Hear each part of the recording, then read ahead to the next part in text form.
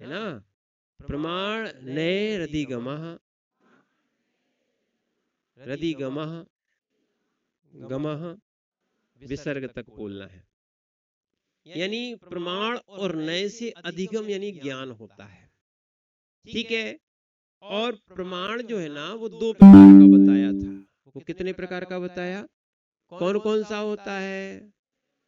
हाँ, प्रत्यक्ष प्रमाण और परोक्ष प्रमाण। अब प्रत्यक्ष पहले तो प्रमाण किसे कहते हैं, तो प्रमाण किसे कहते हैं?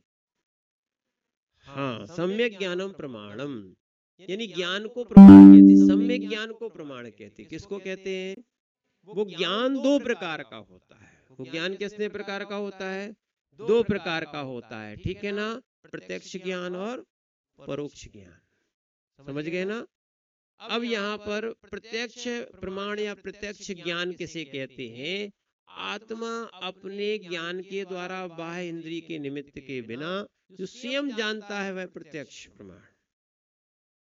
ना इंद्रिय लगती है और ना ना मन लगता, बिना मन के, और जो जानते हैं वो प्रत्यक्ष प्रमाण। अभी आगे चलेगा ये प्रमाण कौन कौन से हैं, कौन है, तो ये सब आगे बताया जाएगा। और परोक्ष, जो ज्ञान इंद्रिय आदि की सहायता से होता है वो माने सहाय ज्ञान परोक्ष ज्ञान, असहाय ज्ञान प्रत्यक्ष ज्ञान। आ गया समझ में? क्या है ना, सहाय ज्ञान, हाँ, और असहाय ज्ञान प्रत्यक्ष ज्ञान, इसको ऐसा भी बोल सकते हैं। अब नए किसे कहते हैं? जो पदार्थ के एक देश को ग्रहण करता है, जो पदार्थ के एक देश को ग्रहण करता है वो क्या है? नए, ठीक है। क्योंकि एक नए जो है ना एक बार में एक ही बात कह सकते हैं, एक बार में एक ही बात कह सकते हैं। जैसे मान लो हाँ बोल दिया तो ना नहीं बोल सकते। क्या है? हाँ बोल दिया तो ठीक है ना। अब ये हाँ है कि ना है? ना नहीं है। हाँ हाँ, अब आपको नए से कहा है, सुनो याद, ना नहीं है, ना भी है ना। ये हाँ है, पेन है, पर ध्यान रखना अन्न नहीं है। बस पेंसिल अकेला नहीं, इसमें बहुत सी वस्तुएं आ गई। पेन तो है, मन है और नहीं, ये इसी से बता रहे आपको। आप किस अपेक्षा से इसको बोलना चाहते हो, ठीक है। ये बोल देंगे ये माइक नहीं है, ये चेतन नहीं है, बहुत बोल सकते हो। अनेकांत में अनेकांत आ जाता है, अनंत वस्तुएं आ जाएंगी। कितना आप सोच सकते हो, है ना। जितने प्रकार के वचनवाद होते हैं उतने प्रकार के नएवाद होते हैं, ठीक है ना। अब नए वैसे तो दो प्रकार के बताए जाएंगे अभी, द्रव्यार्थिक और पर्यार्थिक, ठीक है। नए के कितने वेद हैं? दो वेद हैं। जो पदार्थ के एक देश को ग्रहण करता है उसे नए कहते हैं, ठीक है ना। अथवा वक्ता के अभिप्राय को नए कहते हैं, सम्यक दर्शन के अभिप्राय को नए कहते हैं। तत्वार्थ सूत्र में पहले अध्याय में कितने सूत्र हैं? द्रव्यार्थिक पर्यार्थिक, ठीक है ना। द्रव्यार्थिक से ये पुद्गल है, पर्यार्थिक से पेन है, समझ रहे ना। निश्चय से ये पुद्गल है और व्यवहार से निश्चय, ठीक है। द्रव्यार्थिक को, द्रव्यार्थिक किसी द्रव्य जिसका प्रयोजन है वो द्रव्यार्थिक नहीं, और ये बिल्कुल सत्य होता है। हर व्यक्ति अपने प्रयोजन से बात करता है, जो अपने प्रयोजन से बात करता है वो नए, प्रयोजन ही नए है, ठीक है ना। अब द्रव्यार्थिक किसे कहते हैं, उन्हें द्रव्य किसे कहते हैं? जो पर्याय को प्राप्त करता है, प्राप्त होता माने होगा या प्राप्त हुआ था, वह द्रव्य है। द्रव्य की परिभाषा क्या है? जो पर्याय को प्राप्त करता है, प्राप्त होगा या प्राप्त हुआ था, ठीक है ना, वो क्या है? द्रव्य। अब पर्याय किसे कहते हैं? जो कालकृत भेद को प्राप्त होता है उसे पर्याय कहते हैं, ठीक है ना। ये थोड़ी सी आपको कठिन लग रहे हो, पर्याय यानी इसी द्रव्य में पर्याय भी है और द्रव्य भी है। द्रव्य की अपेक्षा देखो तो आपको पुद्गल द्रव्य दिखेगा, पर्याय देखोगे तो, है ना। और द्रव्य जो है गुण पर्यायवत द्रव्यम, द्रव्य में गुण पर्याय होती हैं, आगे सूत्र आने वाले हैं। तो द्रव्य कैसा होता है, गुण पर्याय से युक्त ही होता है। ऐसा नहीं कि पर्याय अलग हो, गुण अलग हो, द्रव्य अलग हो, सब मिलके। नहीं तो कई दर्शन ऐसा मानते समवाय हो गया, यानी मिल गए। क्या मानते हैं, मिल गए। जैसे ये ढक्कन मिल गया, है ना, चीज मिल गई तो क्या बन गया, पेन, गुण समवाय, समवाय हो गया, ऐसी द्रव्य बन गया। नहीं, द्रव्य में पर्याय होती ही है ना, द्रव्य में गुण होते ही हैं। क्या है, गुण पर्याय को छोड़ के द्रव्य होता नहीं। ठीक है, अब यहां पर अपन आगे समझते हैं और प्रमाण और नय के बिना ज्ञान नहीं हो सकता। अधिगम में क्या होता है, ज्ञान, इसलिए प्रमाण नय रधिगम, प्रमाण नय रधिगम। प्रमाण और नय से क्या होता है, ज्ञान होता है, अधिगम होता है। अब आते हैं 7वें नंबर का सूत्र। ठीक है, अपने पुस्तक से पढ़ते हैं। निर्देश स्वामित्व साधनाधिकरण सम्यक दर्शन, निर्देश स्वामित्व साधनाधिकरण स्थिति विधानतः। पढ़िए,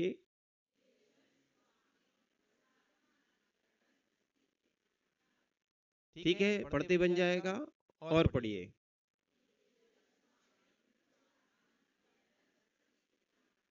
हाँ, जोर जोर से पढ़िए।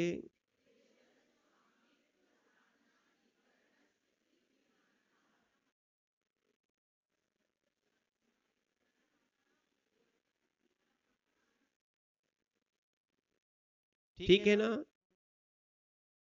ठीक है। अब निर्देश स्वामित्व साधनाधिकरण स्थिति विधानतः, क्योंकि ये संयुक्त शब्द थे, हमने बताया ना, संयुक्त शब्द एक नहीं होते। ठीक है ना, स्वा, ये भी क्या हो गया, दो व्यंजन आ गए इसलिए। ठीक, स्थिति आधा सा था, वो था इसलिए क्या हो गया, ये सब संयुक्त आ गए। जब संयुक्त आते हैं तो वो द्वित्व हो जाता है, इसलिए उसको बोला जाता है। ठीक है ना, निर्देश स्वामित्व साधनाधिकरण स्थिति विधानतः।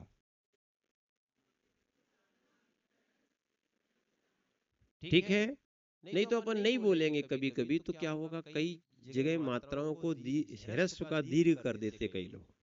क्या कर देंगे, या शब्द को दीर्घ कर देंगे या मात्राओं को कर देंगे। ठीक है, वो दोनों एक ही बात है। तो अपन इसको निर्देश स्वामित्व साधनाधिकरण स्थिति विधानतः, हाँ ठीक है, हो गया। तो अब यहाँ पर बताते हैं तत्व रत्नात्रय को जानने के अन्य उपाय कौन कौन से हैं। निर्देश भी है, स्वामित्व भी है, साधन भी है ना, अधिकरण भी है, स्थिति भी है और विधान।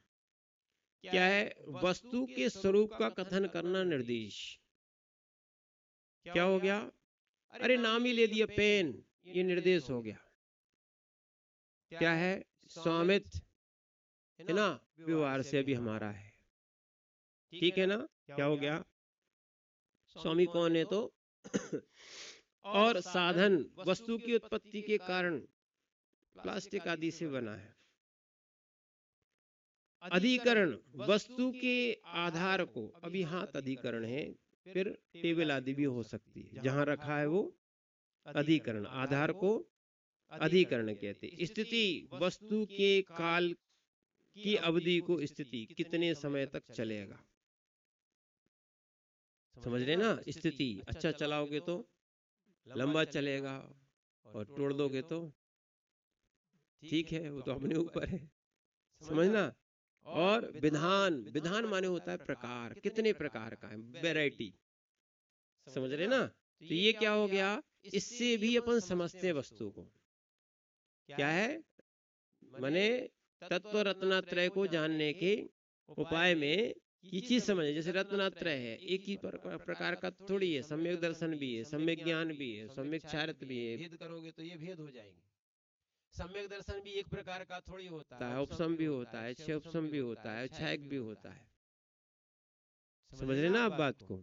इसीलिए अब ज्ञान पे बात आओगे तो ज्ञान अभी आने वाले कितने सारे पे, चारित्र आओगे तो चारित्र भी बहुत से हैं, ठीक है ना। तो ऐसे अपन विधान अलग अलग करते जाएंगे। तो इससे ही अपन क्या है, सम्यक दर्शन को माने रत्नात्रय और क्या है, रत्नात्रय और तत्वों को जान सकते हैं। ठीक, समझ में आया। आगे पढ़े सूत्र, आगे बताते हैं 8वां सूत्र, हो गया ना। अब यहाँ पे बताते हैं कि तत्व रत्नात्रय को जानने के उपायांतर 8वां अंतिम सूत्र है सम्यक दर्शन संबंधी। सत्संख्या क्षेत्रस पर्सन स्पर्शन कालांतर भावाल्प बहुत्वैश्य, बहुत्वैश्य पढ़िए।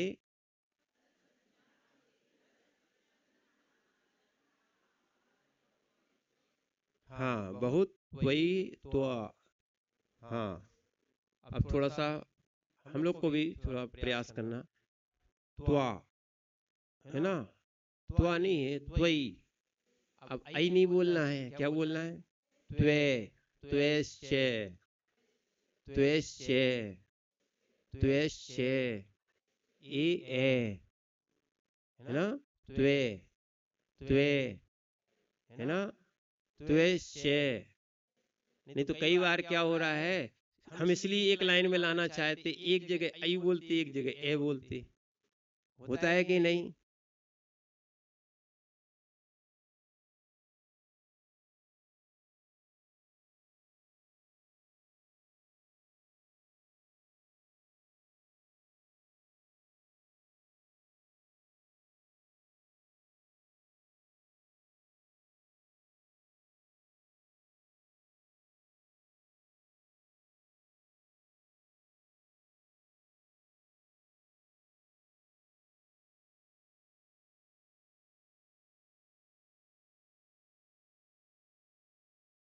दिक्कत नहीं होगी। क्या है, लो भैया,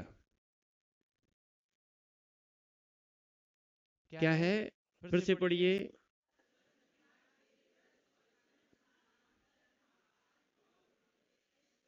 हाँ, सत्संख्या क्षेत्र स्पर्शन कालांतर भावाल बहुत त्वैश्चे।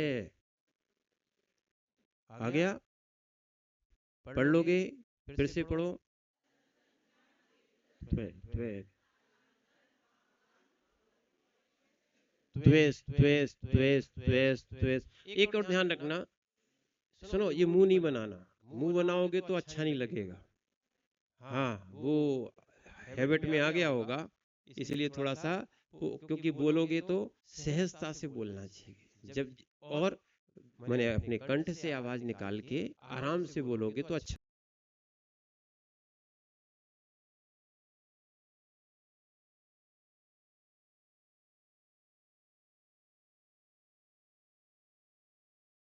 अपनी सहजता में बोलते हुए त्वेश्य त्वेश्य त्वेश्य त्वेश्य, एक माला इसकी फेल लेना।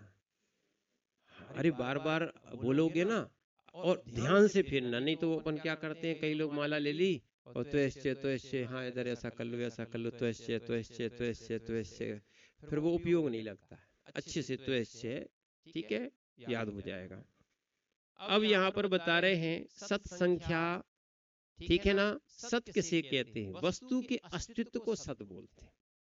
किसको बोलते हैं, हाँ, हर वस्तु का अस्तित्व होता, बिना अस्तित्व की कोई वस्तु नहीं होती, है ना। और अपना अस्तित्व बनाने की कोई प्रयास नहीं करना कि हमारा भी जैन नगर में अस्तित्व हो जाए। अरे वैसे ही अस्तित्व है, प्रत्येक द्रव्य का अस्तित्व है, समझ रहे कि नहीं। इस अस्तित्व के पीछे बहुत से क्या है, आपको अन्य प्रयोजन ना करना पड़े, तो वस्तु का अस्तित्व रहता ही है। अज्ञानी नहीं समझता है, ज्ञानी सब समझता है। क्या है, तो इसीलिए वो बनाने का प्रयास कर रहा है। वस्तु के अस्तित्व को सत बोलते हैं। ये सब जगह पाया जाता, सत हर जगह। असत नाम की कोई वस्तु ही नहीं है। बोलो ना, असत नाम की कोई, बताओ किसकी सत नहीं है, असत्ता नहीं है? और किसकी सत्ता तुम हटा सकते हो, ये भी बता दो। ना तो नई सत्ता स्थापित कर सकते हो, ना किसी की सत्ता हटा सकते हो। बताओ, जीव की या अजीव की सत्ता हटा सकते हो? दूसरी बात ध्यान रखना, किसी जीव का जब मरण होता ही नहीं है, जीव की बोल रहे हैं आपसे, मनुष्य का नहीं बोला, ठीक है? जब जीव का मरण होता ही नहीं है तो फिर उसको कैसे मार सकते हो, उसकी सत्ता कैसे हट सकती है? इसलिए भगवान ने किसी को कहीं कोई मारा और काटा नहीं, ठीक है?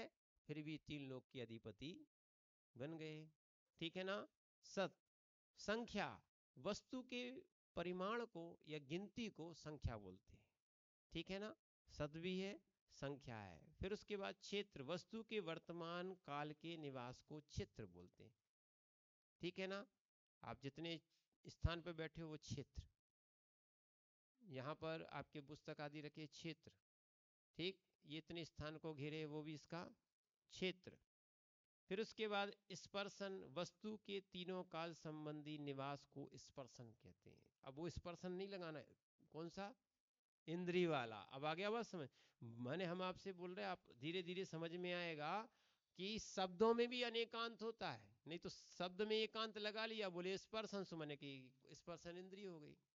नहीं, क्या है? जितने काल को वो क्या कर रहा है, तीनों काल संबंधी निवास को स्पर्शन कहते हैं। भूत में भी था, वर्तमान में, भविष्य में भी होगा। इतने कार्य को क्या कर रहा है? स्पर्शन इसको कहते हैं, ठीक है? निवास को स्पर्शन कहते हैं। काल किसे कहते हैं? वस्तु की ठहरने की मर्यादा को काल कहते हैं, ठीक है? अंतर किसे कहते हैं? विरह को अंतर कहते हैं। किसको? विरह को अंतर कहते हैं। वस्तु की विरह काल को क्या बोलते हैं? माने ये बताते ये कब निकला था, इसके बाद कब निकला था, इसी चीज को तो बता देंगे। सबकी डेटे अलग अलग होती हैं, उस पे नंबर भी दिए जाते हैं, ठीक? फिर उसके बाद विरह, विरह काल किसे? एक बार सम्यक्त होकर छूटने के बाद दूसरा सम्यक्त होने के बीच के अंतराल को विरह कहते हैं। विरह मात्र सम्यक्त में नहीं, बहुत चीजों में लग जाएगा। विरह काल जहां आप लगाओगे वो लग जाएगा, वस्तु में लगाओगे, सम्यक्त में लगाओगे, अपने में लगाओगे, तो ये सब चीजें समझ में आएंगी। फिर आगे बताते हैं, भाव किसे कहते हैं? औपसमिक आदि परिणामों को भाव कहते हैं, ठीक है ना? अल्प बहुत किसे कहते हैं? वस्तु की अपेक्षा किसी वस्तु की हीनाधिक का वर्णन करने को अल्प बहुत कहते हैं। अल्प बहुत यानी छोटा बड़ा, ठीक है? ठीक है ना? अल्प बहुत, छोटे बड़े को यहाँ पे क्या कहा? हीनाधिक, ये भी कह सकते हैं। वस्तु की अपेक्षा, अन्य वस्तु की अपेक्षा, ठीक है ना? जैसे अपन डिफरेंस जिसको कह दे दें कि इन दोनों में क्या अंतर है, ठीक है? तो अल्प बहुत भी हो जाता, हीनाधिक भी बता सकते हैं। और अब इन सब को जैसे देखना, एक बहुत अच्छा उदाहरण दिया, इन सब को एक उदाहरण से समझाएं पूरे सूत्र में। जैसे कलम, ग्राहक दुकानदार से पूछता है, क्या है? यह कलम है? बोले हाँ, ये निर्देश हो गया, यह सत हो गया, ये सत वाला है ना, निर्देश का निकल गया, ये क्या हो गया? सत है ना? कितनी है? यह संख्या हो गई। कहाँ रखी है? क्षेत्र हो गया। कितने समय तक चलेगी? यह काल हो गया। पहले ले गए थे कि अब 1 साल बाद और ले जा रहे हो, ये अंतर हो गया, ठीक है ना? बहुत अच्छा लिखती है, यह इसका भाव हो गया। किसमें? पेन में भी भाव हो गया। क्या हो गया? अरे पेन का भाव होता है, सोने चांदी मकान सबका तो भाव होता है, अकेले अपने अंदर भाव नहीं होता है, ठीक? तो चेतन के भाव अलग होते हैं और अचेतन के भाव अलग होते हैं। ठीक, पहले काम में ली थी, अब ज्यादा लेना चाहिए, ये हो गया अल्प बहुत। ठीक है ना, तो ये सब इसी से समझा दिया। दूसरा सूत्र समझ में आ गया पूरा? कहीं समझ में नहीं आया हो, सूत्र पढ़ते नहीं बनता हो तो बता दो क्या है। स्पर्श का फिर से बता दे रहे हैं।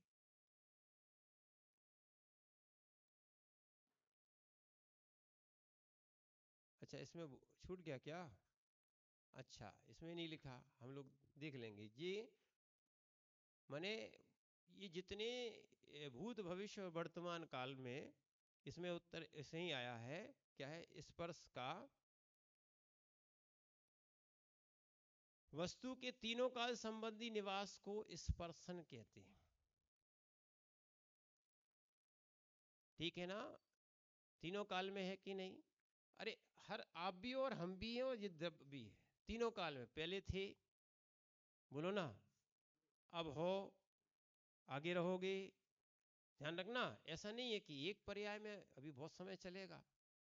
ठीक, एक अर्थ अभी विषय ये दूसरे का अर्थ पर्याय बिल्कुल वचन के अगोचर होती है, पर जो अपनी पर्याय चल रही सब ये व्यंजन पर्याय लंबी चल रही ना। कौन सी है? मनुष्य आदि पर्याय कौन सी है अब? व्यंजन पर्याय। अर्थ पर्याय तो शुद्ध जीवों की होती है, उनके ज्ञान में आती है। समझ रहे ना, अपनी सब व्यंजन पर्याय। ठीक है, अपन देख रहे छोटे थे, बड़े हुए, फिर बुजुर्ग हो गए, इसी में पर्णमन दिख रहा ना। ठीक है ना, तो ये इसी अपेक्षा से स्पर्शन काल और देखेंगे और इसका और अच्छे से आपको विस्तृत रूप से समझा देंगे। अब इसके बाद आता है आपका सम्यक ज्ञान। यहाँ तक तो आपका सम्यक दर्शन का प्रकरण पूर्ण हो गया। ठीक, आपको जिनने याद नहीं किया है वो ये इसको ले जाएं, देखो उसके बिना काम बनेगा नहीं। ठीक है, और उसके बाद हिंदी का भी याद करना, और जिनको नहीं पढ़ते बनता हो वो इससे पढ़ें और उसको याद करें, बहुत सहजता से हो जाएगा। अपने बच्चों को याद कराओ, अच्छी मेमोरी होती। एक और ध्यान रखना, जो लोग समझते हैं कि बच्चों को पढ़ाया नहीं जाए क्योंकि उनको स्कूल की पढ़ाई बहुत होती है, जिन जिन बच्चों को 6 उपसम पढ़ाना हो वे क्या करें, अपने बच्चों को जिनवाणी के सूत्र याद कराएं। समझना आप बात को, क्या है, एक बिल्कुल प्रैक्टिकल बता रहे हैं। एक सचिन भैया थे, है ना, दमोह के, वो आईएएस में निकले। वो खुद कह रहे थे वहाँ के बच्चों को वो स्वयं, सुनो, आईएएस में निकलने के पहले अपने यहाँ के बच्चों की पाठशाला भी पढ़ाते थे, ओसी बोसी ट्रिक पढ़ाते थे और अपना भी पढ़ते। बोले हम थोड़ा सा पढ़ा देते, हमारा इसलिए 6 उपसम बढ़ा। समझ में आ रहा कि नहीं? ऐसा नहीं है मंदिर नहीं भेजना, कोई जिनवाणी नहीं पढ़ाना, वो बहुत टेंशन है, ऐसा कुछ नहीं। जिनवाणी के ज्ञान से रोज ही तो पढ़ते हो। समझ रहे ना आप बात को? इसलिए जिनवाणी जरूर पढ़ना, समझाना। अब आगे चलते हैं किस पे, सम्यक ज्ञान पे। तो पहले हिंदी वाला देख लें। सम्यक ज्ञान के यहाँ पर कितने सूत्र दिए हैं अभी? वैसे इकट्ठे 15 हैं। ठीक है, पहले सम्यक ज्ञान के भेद आएंगे, प्रमाण के भेद आएंगे, परोक्ष प्रमाण और प्रत्यक्ष प्रमाण। क्या आएगा? ठीक है ना, इसको अच्छे से समझना। किसी के पास एक, हाँ, एक थोड़ा सा पुराना वाला ऐसा वो होगा तो वो बताना पेज। हाँ, तो ये बता रहे हैं कि सम्यक ज्ञान के भेद, 9वां सूत्र कौन सा आएगा? प्रमाण के, प्रमाण व भेद, परोक्ष प्रमाण, प्रत्यक्ष प्रमाण। फिर से बोलो, सम्यक ज्ञान के भेद, प्रमाण के भेद, प्रमाण व भेद, है ना, परोक्ष प्रमाण, और समझ में आया ना? चलें, अब अपन इसको सम्यक ज्ञान के भेद कौन से होते हैं वो पढ़ते हैं। ठीक, सम्यक ज्ञान का भेद वाला सूत्र आ रहा है 9वां। मतिश्रुतावधि, मतिश्रुतावधि, मनः पर्यय, पर्यय केवलानिज ज्ञानम। मतिश्रुतावधि मनः पर्यय केवलानिज ज्ञानम। पढ़िए 5 बार।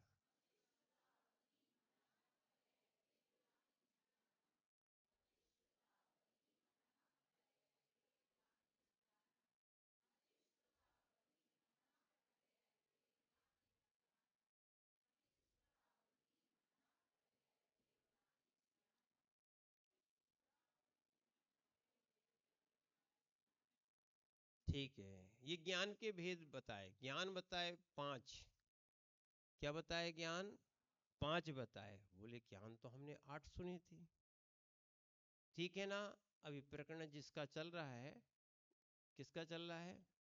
सम्यक दर्शन सम्यक ज्ञान का प्रकरण चल रहा है, तो अभी वहां इसलिए यहाँ बताया, आगे भी बताए जाएंगे, आप धैर्य रखें। ठीक है ना। तो सम्यक ज्ञान की बात यहाँ कही गई है। सम्यक ज्ञान कितने होते हैं? कौन कौन से? हम्म हाँ, अगर मतिस नहीं बोलते तो आप मती बोलते, ई बड़ी कर देते। क्या ये मति श्रुतावधि ऐसे बोलते कि नहीं थे?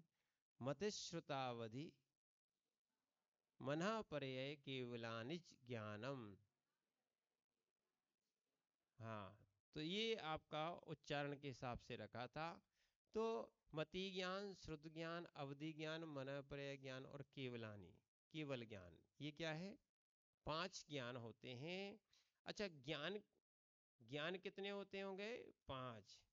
मति मति मति ज्ञान कौन से हैं, या मति ज्ञान किसे किसे कहते हैं? तो मति ज्ञानावरण कर्म के 6 उपसम से, या मति ज्ञानावरण कर्म के 6 उपसम पूर्वक इंद्रिय और मन के द्वारा जो पदार्थ का ज्ञान होता है उसे मति ज्ञान। ठीक है। मन और इंद्रियों के द्वारा, आगे सूत्र भी आने वाला है इसका, मन और इंद्रियों के द्वारा जो ज्ञान होता है मति ज्ञान। ठीक है ना। श्रुत ज्ञान देखो इसी से संबंधित है, मति ज्ञान, मति ज्ञान और फिर श्रुत ज्ञान। तो मति ज्ञान है ना, कौन सा? मति ज्ञान पूर्वक जो श्रुत ज्ञान होता है। क्या बोलता है? हाँ, तो ऐसा भी बोलते हैं कि श्रुत ज्ञानावरण कर्म के 6 उपसम से जो ज्ञान होता है वो श्रुत ज्ञान, या मति ज्ञान के द्वारा जाने हुए पदार्थ को विशेष रूप से जानना। मति ज्ञान से जानते हैं ना, उसको विशेष रूप से जानना, ये श्रुत ज्ञान आ गया ना। कौन सा? जो मति ज्ञान के द्वारा जाना है उसको विशेष रूप से जानना, श्रुत ज्ञान। ठीक। अवधि ज्ञान, जो ज्ञान इंद्रिय और जो इंद्रियों की सहायता के बिना, जो जो ज्ञान इंद्रियों की सहायता के बिना द्रव्य क्षेत्र काल भाव की मर्यादा लेकर रूपी पदार्थों को स्पष्ट जानता है, वह अवधि ज्ञान। कौन सा ज्ञान है? अवधि ज्ञान। अवधि ज्ञान कैसा है? जो ज्ञान इंद्रियों की सहायता के बिना, सुनो, कोई भी इंद्रिय की सहायता नहीं ली जाती, ना सुनते हैं ना देखते हैं ना कुछ, ये कोई इंद्रिय की सहायता। और अच्छा, सुन भी लोगे देख भी लोगे तो कहां तक देख पाओगे? कितनी दूर का सुन पाओगे? आ रहा कि नहीं समझ में? कितनी दूर का सुन पाओगे? समझना।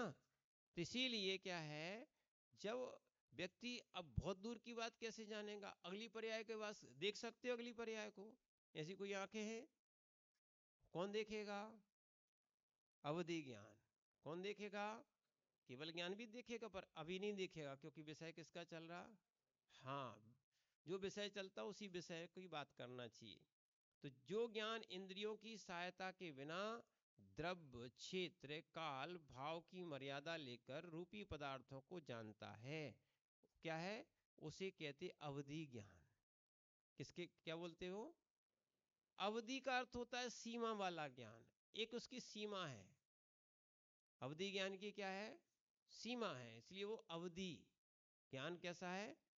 हाँ, अवधि ज्ञान एक अवधि को लिए होता है वो। ठीक है ना। ये अब मना पर्यय ज्ञान, जो इंद्रिय और मन की सहायता के बिना, अभी वहां मन नहीं लगाता, यहाँ का लग दिया। इंद्रिय और मन की सहायता के बिना अन्य पुरुष के मन में स्थित रूपी पदार्थ को जानता है, वह ज्ञान कौन सा है? मनःपर्यय ज्ञान। ना तो कोई इंद्रिय की सहायता ली जाती है और ना मन की सहायता ली जाती है, दोनों की सहायता नहीं ली जाती है। और जो ज्ञान होता है वो कौन सा? दूसरे के मन में स्थित वस्तु को जान लेते हैं, उनको क्या बोलते हैं? मनःपर्यय ज्ञान कहते हैं। ठीक। और मनःपर्यय रूपी को जानता है। किसको जानता है? अभी बता रहे हैं, ठीक है ना। अच्छा, रूपी पदार्थ किसे कहते हैं मालूम है? रूपी पदार्थ किसे कहते हैं? जिसका रूप होता सो वो रूपी। समझ रहे ना? जिसमें स्पर्श, रस, गंध, वर्ण। आगे एक सूत्र आने वाला है, क्या है? रूपणा पुद्गला। पुद्गल रूपी होता है, जो जो रूपी है सब पुद्गल है। इनमें स्पर्श पाया जाता है, रस पाया जाता है, गंध पाया जाता है, वर्ण पाया जाते हैं, सब रूपी है। रूपी जो कौन होते हैं? पुद्गल ही होते हैं। क्या होते हैं? पुद्गल ही होते हैं। तो इसलिए यहां बता रहे हैं रूपी पदार्थ किसे कहते हैं? जिसमें स्पर्श, रस, गंध, वर्ण पाए जाते, वो सब क्या है?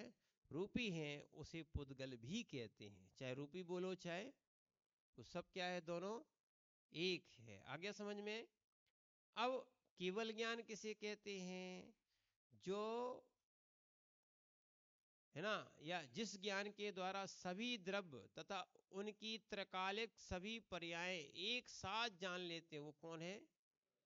हाँ, केवल ज्ञान में यहाँ मन इंद्रियों की कोई सहायता ली ही नहीं जाती, वो सब त्रिकाल वस्तु की नहीं। और यहाँ रूपी को जानते थे, वो रूपी अरूपी सबको जानता है। कौन? केवल ज्ञान। अभी तक अरूपी की बात नहीं आई थी, ठीक है ना। तो अरूपी कौन जानते हैं? केवली, ठीक है ना। तो इसीलिए या हम अनुभव कर सकते हैं, अपनी अरूपी आत्मा का अनुभव कर सकते हैं, ठीक। पर हमारा अनुभव कोई दूसरा नहीं कर सकता। समझ रहे ना? यहां तक कि हमारा अनुभवन केवली के ज्ञान में आ सकता है, पर वेदन नहीं हो सकता उनको। समझ में आ गया कि नहीं? 5 प्रकार के ज्ञान थे, कौन कौन से? बिल्कुल सरल परिभाषा, मन इंद्रिय से होता है तो मति ज्ञान। फिर दूसरा, हाँ, और मति ज्ञान को विशेष रूप से जानना श्रुत ज्ञान, पांचों इंद्रियों से रहित, ठीक है। और द्रव्य क्षेत्र काल की मर्यादा लिए होता है वो अवधि ज्ञान। फिर उसके बाद पांच इंद्रियां और मन से रहित, ठीक है, जो दूसरे के मन की बात जानता है वो मनःपर्यय ज्ञान। और उसके बाद क्या है? केवल ज्ञान। वो कैसा है? मन और इंद्रियों से रहित है। और दूसरा क्या है? रूपी अरूपी सबको, त्रिकाल वस्तुओं को एक साथ जानता है, वो केवल ज्ञान, ठीक है ना। इतना हो गया, इतना याद हो जाएगा। एक और पढ़ा दें, बोलो। ठीक है, एक और सूत्र याद करके आना है, ऐसा नहीं कि मात्र पढ़ना है। अब अपन ने जो पढ़े थे ना प्रमाण, क्या पढ़े थे? अब यहां पे आ रहे हैं, देखना। अभी आपको एक सूत्र बताया था कि सम्यक ज्ञानम प्रमाणम, बताया था ना। अब ये कहा तो यही है, अपन समझ नहीं पाए। तत्प्रमाणे, तत्प्रमाणे माने कौन? ऊपर सम्यक ज्ञान। अभी बताया ना कौन से ज्ञान है ये 5 ज्ञान, वही प्रमाण है। प्रमाण कौन से हैं? सम्यक ज्ञान प्रमाण है, मिथ्या ज्ञान प्रमाण नहीं है। ध्यान रख रहे हैं आप? तत्प्रमाणे यानी सम्यक ज्ञानम प्रमाणम, कौन से हैं? अब प्रमाणे यहां क्या है? ये द्वितीया का प्रयोग किया गया है। किसका? यानी द्वितीया नहीं, द्विवचन का प्रयोग किया गया है। द्विवचन का अर्थ बस इतना, उनने एक मात्रा लगा दी, उनका काम बन गया कि प्रमाण 2 प्रकार के होते हैं। प्रमाण कितने हो गए? हाँ, तो प्रमाण 2 प्रकार के होते हैं। तो ठीक है ना गौरव भाई, 11 माला ना फिर ना पढ़े। इसीलिए तत्प्रमाणे ठीक है ना। प्रमाण दो प्रकार के होते हैं, इसी में आ गया प्रमाण। बस माने सम्यक ज्ञान प्रमाण है, वह दो प्रकार का होता है, सीधा सीधा है, एक शब्द में दोनों बातें आ गई। दो वचन का प्रयोग क्यों किया गया, द्विवचन का प्रयोग क्यों किया गया? क्योंकि प्रमाण के दो भेद हैं। उत्तर भी दे दिया, एक उत्तर में दो उत्तर हो गए। वह सम्यक ज्ञान प्रमाण है या पांचों ज्ञान प्रमाण है और दो प्रकार के हैं, ठीक है ना।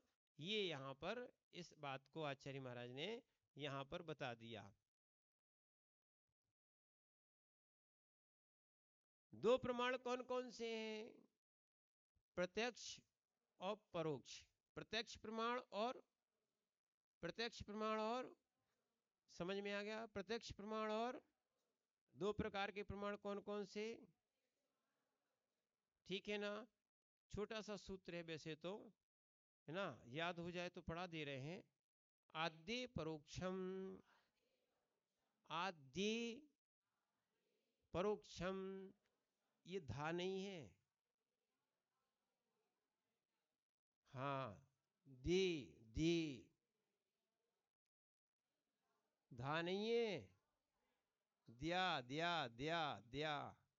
आद्य, आद आ गया शब्द, आद, आद आदा आद्य परोक्षम, है ना। नहीं तो आधे करने लगो, धी नहीं है। हाँ, ठीक है ना। तीन शब्दों में आप जानते तो है, बताने की विशेष आवश्यकता नहीं है। घा, सुनो, धा और द्या, ये थोड़ा सा अंतर होता है, ठीक है ना। एक चिपका रहता है, एक में थोड़ी गुंडी सी बनी रहती, अलग रहता है, और ये थोड़ा सा अलग ऐसा है। हाँ, नहीं दाह नहीं मिला रहता। सुनो सुनो, एक और ध्यान रखना, सब तीनों अलग अलग व्यंजन हैं। एक होता है घा, ये अलग ही चीज है। एक होता है धा, है ना। इसीलिए याद कर लेना, घा घर का भूलोगे नहीं, कभी नहीं भूल सकते, ठीक है। धा, हाँ,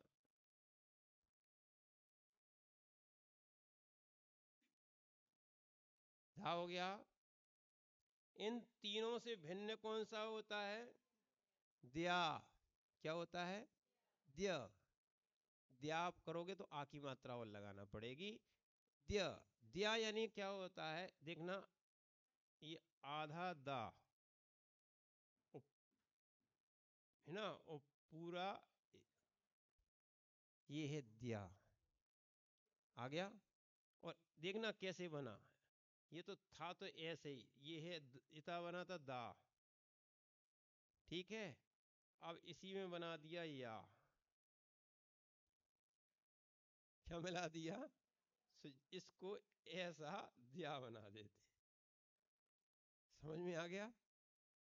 आधे दा में या मिला है, तो क्या बन जाता है? द्य, द्य।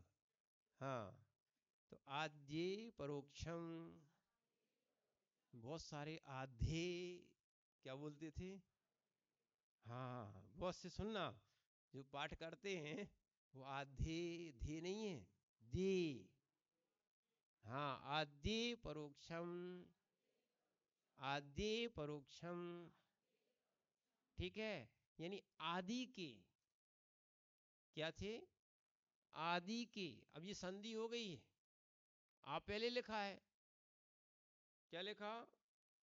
आ, अब आदि था ना, और ई का होगा या, आदि का ई का होगा या, और बचा बेचारा था दा। आदि के जो है ना वे परोक्ष हैं, आदि यानी पहले की, है ना। इसलिए एक और समझना, अब भगवान आदिनाथ का नाम आदिनाथ नहीं था, प्रथम तीर्थंकर का नाम आदिनाथ नहीं था। वे तो आदि में हुए सो आदिनाथ बोलने लगे। सब लोगों ने अपने यहाँ सब ने आदिनाथ आदिनाथ शुरू कर दिया। वास्तविकता में ऋषभ देव हैं। कौन है? आदि के कारण, आ गया समझ में? अब आ गया। आदि के कारण क्या हो गया? माने वो आदिनाथ बन गए।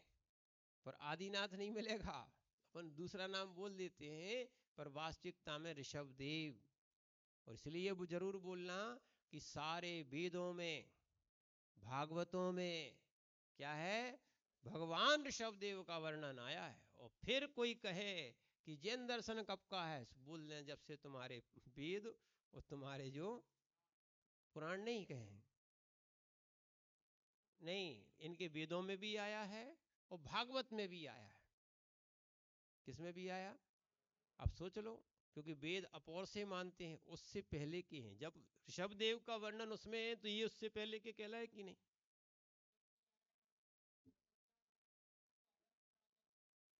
सुनना तो ऐसे। और उन्हीं के पुत्र कौन?